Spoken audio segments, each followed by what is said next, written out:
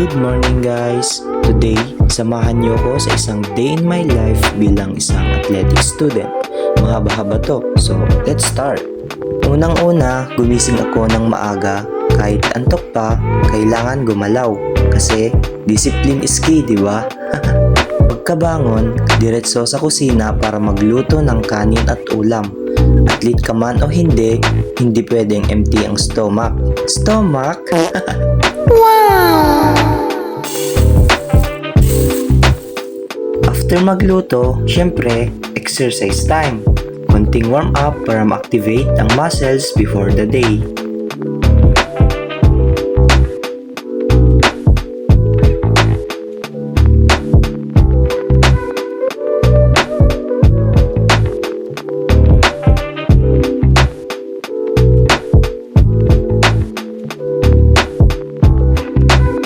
Siyempre maliligo na tayo para fresh naman tayo papasok, di ba? Then, breakfast. Kailangan solid ang energy, lalo na intramurals natin today. At ayun, pupunta na tayo sa school. Siyempre, on time.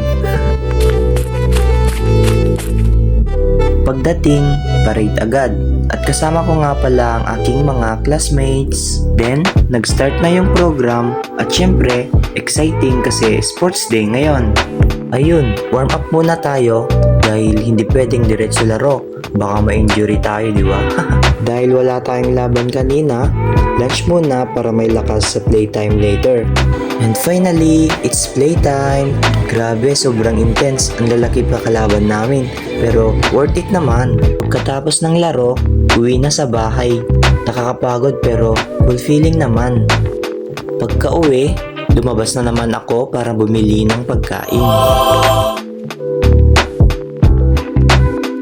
Wow, sana all chicks to go. Ang manok ng bayan, masarap kahit walang manok. Ay, sauce.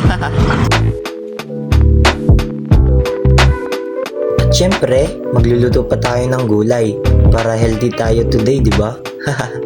Dinner time para mag-recharge bago matapos ang gabi. At naligo ulit kasi syempre ang init at sticky ng buong araw. Sticky?